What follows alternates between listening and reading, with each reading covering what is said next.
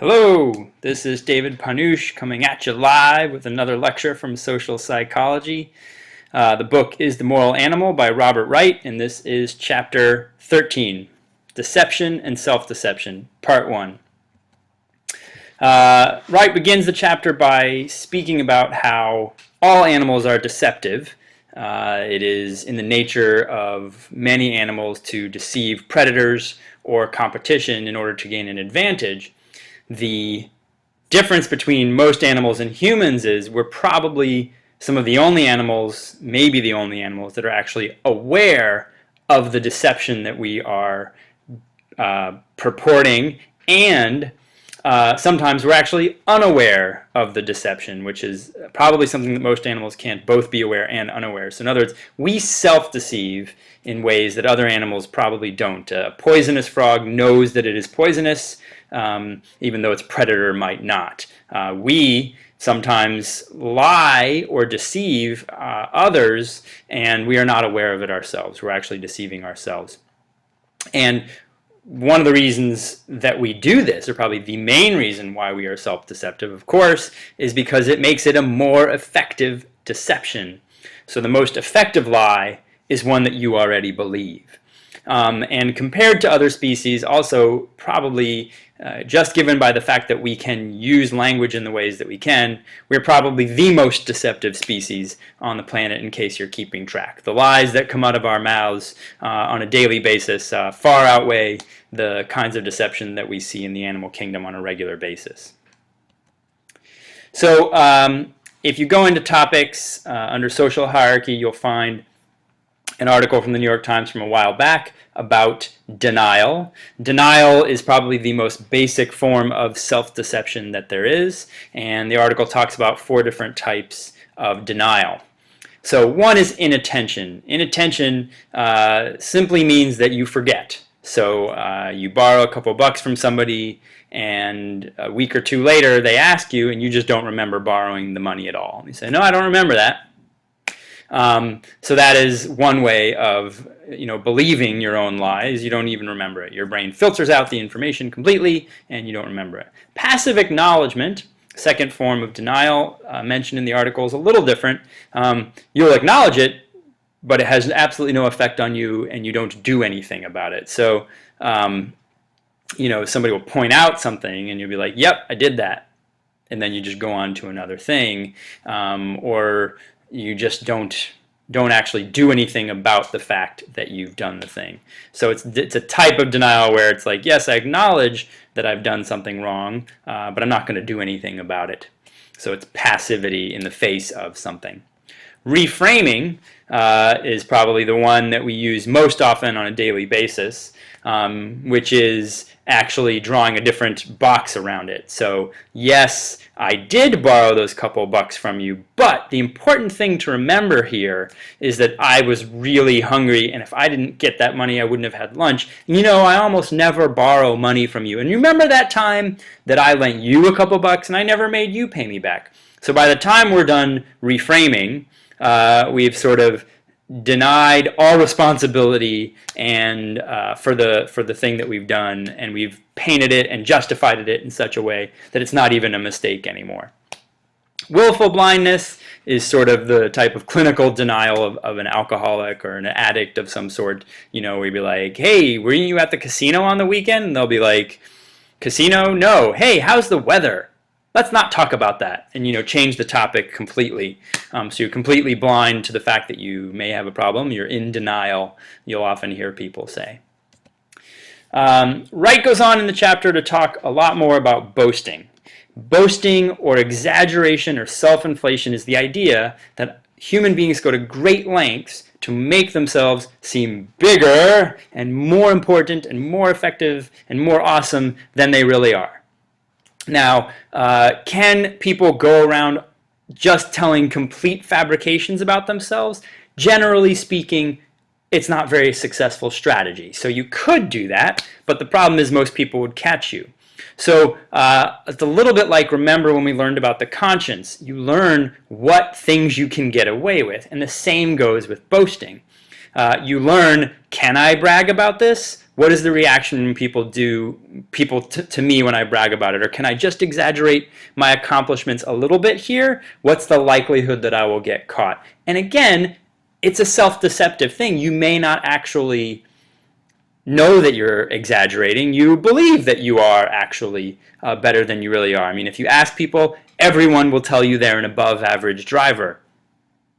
The whole nature of average tells us that everyone cannot be an above average driver, but most people think they are. So they're actually doing a bit of self-inflation and exaggerating their own driving abilities.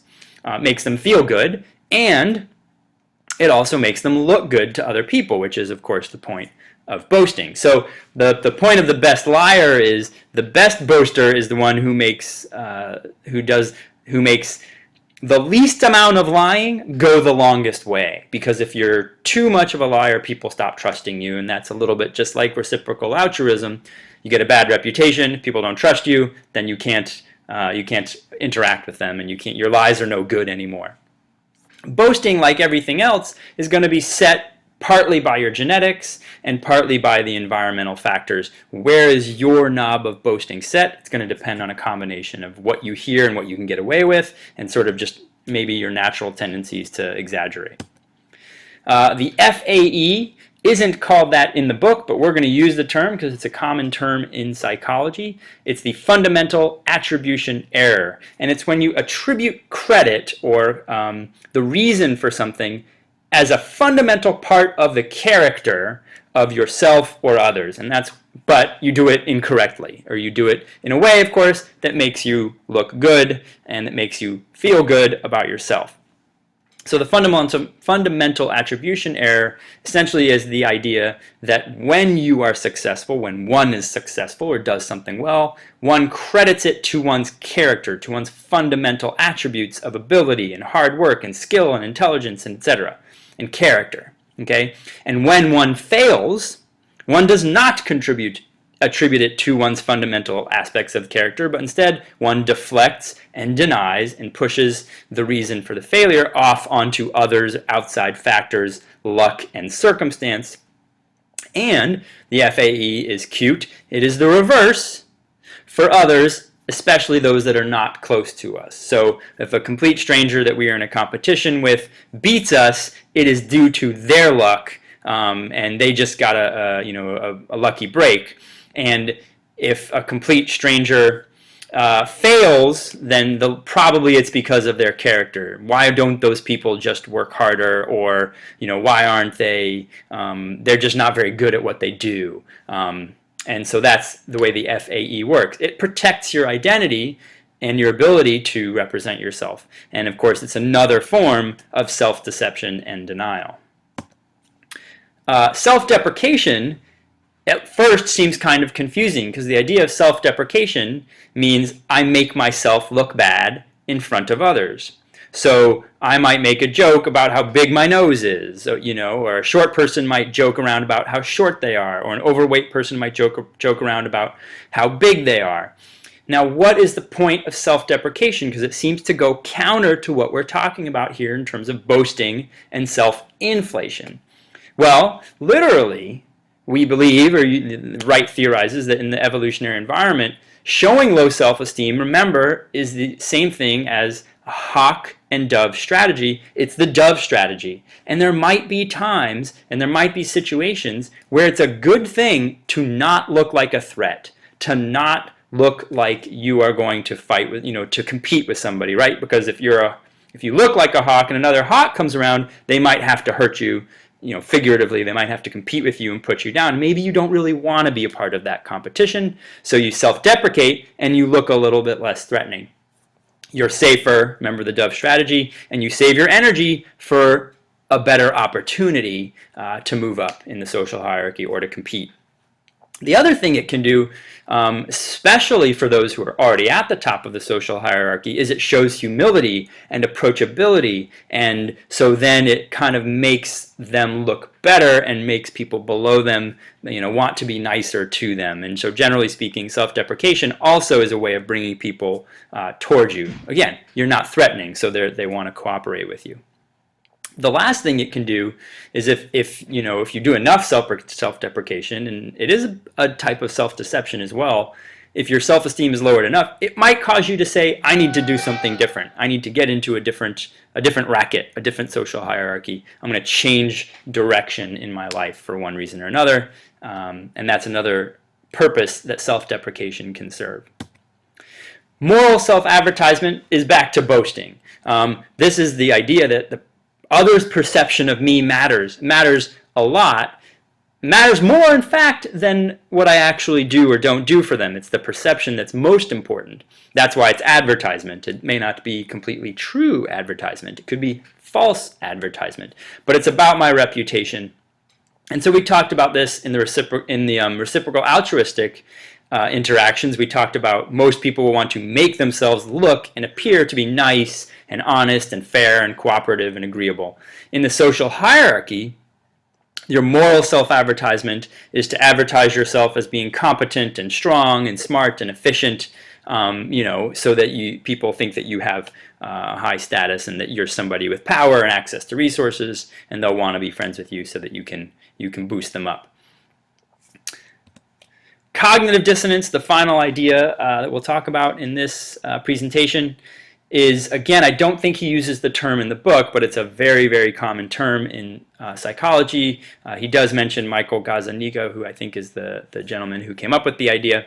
But he does talk about in the book about how there are times where our behavior, our actual behavior, doesn't match the self-image that we have. So take a step back and remember that maybe we are morally self-advertising ourselves as really nice, honest, cooperative people.